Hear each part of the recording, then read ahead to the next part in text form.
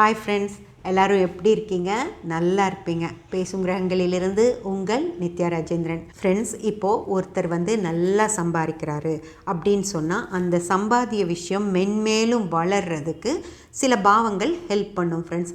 அந்த மாதிரி ஹெல்ப் பண்ணுறதுக்கு ஒரு பாவம் இருக்குது. அதை பற்றி நான் உங்ககிட்ட சொல்லலை. ஏன் சொல்லலை அப்படின்னு பார்த்தீங்கன்னா, சச்சின் அவர்கள்கிட்ட அந்த பாவம் இருக்குது. அதை பற்றி நான் சொல்லணும். ஏன்னா சும்மா ஒருத்தர் ஒரு இடத்துக்கு போயிட முடியாது.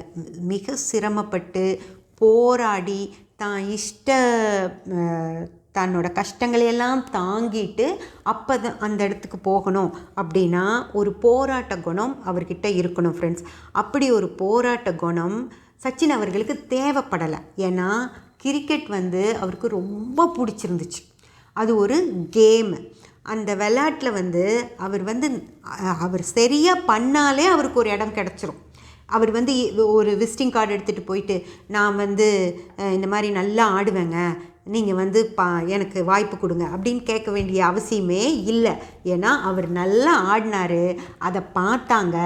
இந்த மாதிரி ஒரு ஆள் தான் இந்தியா டீமுக்கு தேவை அப்படின்னு சொல்லி அந்த 16 வயசுலேயே அவரை தூக்கி உள்ளே போட்டுக்கிட்டாங்க. அது சச்சினுக்கு காடோட கிஃப்ட்டு. அவருக்கு பிடிச்ச விஷயத்தை அவர் சந்தோஷமாக நல்லா செஞ்சார்.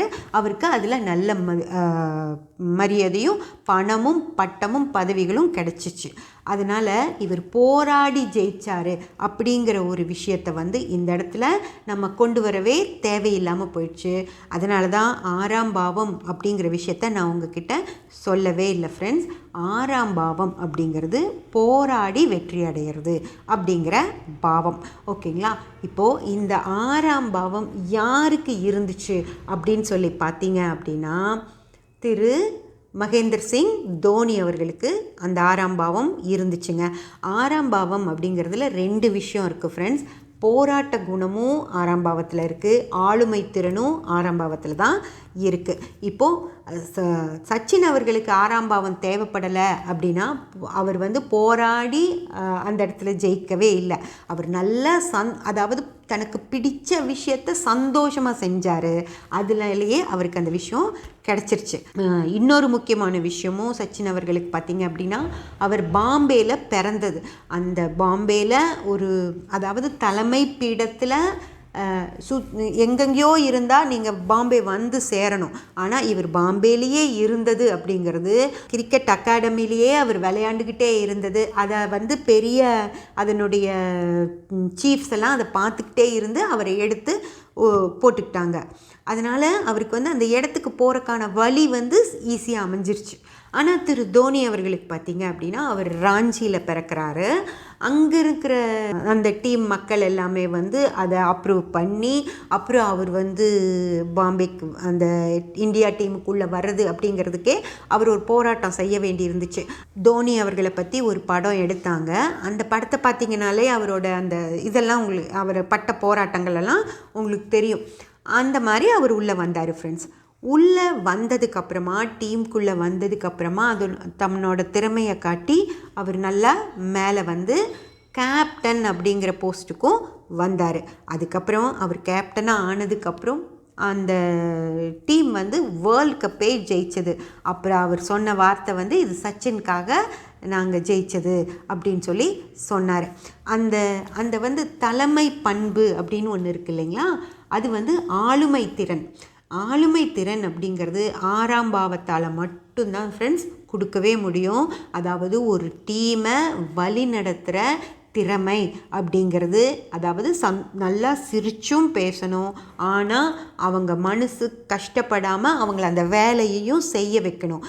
ஃப்ரீயாக ஈஸியாகவும் விட்டுற முடியாது. நீ எப்படி வேணால் ஆடு அப்படின்னும் விட்டுற முடியாது. இப்படி தான் பண்ணணும், இதை தான் செய்யணும் அப்படின்னும் அவங்கள கண்டிப்பாகவும் இருக்கணும்.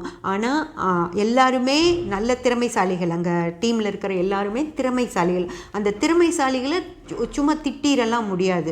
ரொம்ப சிரமப்பட்டு, அதாவது நிறையா பேர்த்த தள்ளி விட்டுட்டு முன்னாடி வந்த திறமைசாலிகள் தான் அவங்க எல்லாரும். அப்போது அவ்வளோ திறமை இருக்கிறவங்கள மிரட்டவும் முடியாது, திட்டவும் முடியாது.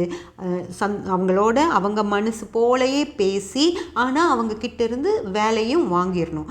ஒரு லேகாக இருப்பாங்க இல்லையா, ஒரு நேரம் இல்லைனாலும் ஒரு நேரம் கொஞ்சம் ஜாலியாக இருப்பாங்க இல்லையா, அவங்களையெல்லாம் அப்படி போக விடாமல் கரெக்டாக விளையாட வச்சு அந்த ரன்ஸ் எடுத்து இந்தியாவையும் ஜெயிக்க வைக்கணும் அப்படிங்கிற மாதிரி ஒரு பொசிஷனுங்கிறது கேப்டன்கிறது சிரமமான வேலை. அந்த சிரமமான வேலையை தோனி அவர்களால் சிறப்பாக செய்ய முடிஞ்சது ஃப்ரெண்ட்ஸ். அதே வேலையை சச்சின் அவர்களுக்கும் கொடுத்தாங்க. நீங்கள் அதாவது அவரை கௌரவப்படுத்துறதுக்காக நீங்கள் டீம் கேப்டனாக இருக்கணும் அப்படின்னு சொல்லி சச்சின் அவர்களுக்கும் கொடுத்தாங்க. ஆனால் அவரே அந்த இதுலேருந்து விலகிட்டார். ஏன்னா அவரால் அவ்வளவு சிறப்பாக அந்த வேலையை செய்ய முடியல. ஏன் செய்ய முடியல அப்படின்னு சொல்லி பார்த்தீங்க அப்படின்னா, சச்சின் அவர்களுக்கு அந்த 6ஆம் பாவம், அதாவது ஆளுமை திறன் அப்படிங்கிறது 6ஆம் பாவம் அங்கே அவருக்கு சரியாக அமைஞ்சிருக்காது. அதனால தான் அவரால் அந்த வேலைகளை செய்ய முடியல. ஒருத்தர் ஆளுமைப்படுத்தி தன்வசப்படுத்துறது அப்படிங்கிற விஷயம் மிகப்பெரிய விஷயம். அதை சச்சின் அவர்களால் செய்ய முடியல. ஏன்னா போராட்ட குணம் அப்படிங்கிறதுமே அவருக்கு போராட வேண்டிய அவசியம் இல்லாமல் உள்ளே வந்துட்டார். அதனால தான் எப்படி அவர் வந்தாருன்னு கேட்பீங்க இல்லையா. எல்லாரும் போராடி வராங்க, அவரும் 6 இல்லைன்னா எப்படி அவர் போராடாமல் வந்திருப்பாரா அப்படின்னு கேட்டிங்கன்னா, ஆமாங்க, அவர் ஈஸியாக தான், அதாவது இந்த வயசுலேயே இப்படி ஒரு திறமையா அப்படின்னு சொல்லி அவரோட திறமை வெளிப்பட்டு அவர் குழுவில் ஜாயின் பண்ணிக்கிறாங்க. சிலருக்கு திறமையே இருந்தாலும் அவங்க மிகப்பெரிய போராட்டத்துக்கு பின்னாடி தான் வர முடிஞ்சிச்சு. அந்த மாதிரி போராடி வந்த தோனி அவர்களுக்கு இருந்த ஆளுமை திறன் காரணமாக தான் அவர் அட்டகாசமாக இந்த டீமை வழி நடத்தி ஜெயிச்சார் ஃப்ரெண்ட்ஸ். அதே போல் இன்னொரு விஷயமும் இருக்குது. 6ஆம் பாவம் மட்டும் நல்லா இருந்துருச்சு அப்படின்னா மட்டும் அவங்க திறமையால் ஜெயிச்சிட்டாங்க அப்படின்னு சொல்ல முடியாது. தசாபுத்திகளும் அதுக்கு ஹெல்ப் பண்ணியே ஆகணும். இப்போ நீங்கள் நிறைய பேர் பார்த்தீங்க அப்படின்னா, ராகுல் டிராவிட் அவர்கள், கோலி அவர்கள், விராட் கோலி அவர்கள், அவங்கெல்லாம் பார்த்தீங்கன்னா கொஞ்ச நாள் அவங்களும் டீமில் கேப்டன்ஸாக இருந்திருக்காங்க.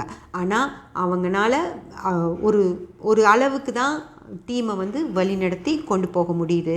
சில காலத்துக்கு அப்புறம் அவங்களாவே விலகிக்கிறாங்க. அந்த மாதிரி தசாபுத்திகள் தான் அதாவது 6ஆம் பாவம் சிறப்பாக செயல்பட்டுருக்கிற தசாபுத்திகள் நடக்கும்போது அவங்களால மிக சிறப்பாக அந்த டீமை வழிநடத்த முடியும். அந்த தசாபுத்திகள் மாறிச்சு அப்படின்னா அந்த நேரத்துக்கு அப்புறம் அவங்களால அந்த அளவுக்கு எஃபோர்ட் போட்டு அந்த வேலையை செய்ய முடியாமல் நாங்களே விலகிக்கிறோன்னு சொல்லிட்டு அடுத்தவங்களுக்கு வழி விட்டுருவாங்க ஃப்ரெண்ட்ஸ். அதுதான் இந்த 6ஆம் பாவம் அப்படிங்கிறது ஒன்று விதியாகவே ரொம்ப சிறப்பாக அமைஞ்சிருச்சு அப்படின்னா அவங்க கடைசி வரைக்கும் ஆளுமைத்தன்மையோடு இருப்பாங்க. இல்லை தசாபுத்திகள் டைமில் அமைஞ்சிருச்சு அப்படின்னா எந்தெந்த நேரத்தில் அந்த 6ஆம் பாவ தசை புத்திகள் நடக்குதோ அந்த நேரத்தில் அவங்க மிக ஆளுமைத்தன்மையோடு இருப்பாங்க ஃப்ரெண்ட்ஸ். இது அரசியல்வாதிகளுக்கும் மிக பொருந்தும்.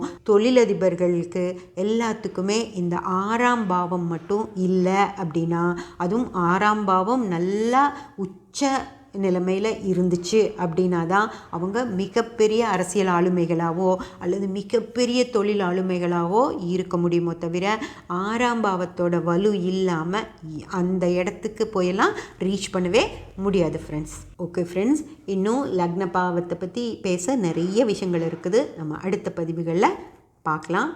சப்ஸ்கிரைப் பண்ணி பெல் பட்டன் ப்ரெஸ் பண்ணி வச்சுக்கோங்க. அப்போ தான் நான் போடுற எல்லா பதிவுகளும் உங்களுக்கு கிடைக்கும். லைக் பண்ணி கமெண்ட் பண்ணி ஷேர் பண்ணிங்கன்னா எனக்கு சப்போர்ட்டிவாக இருக்கும். Thank you friends.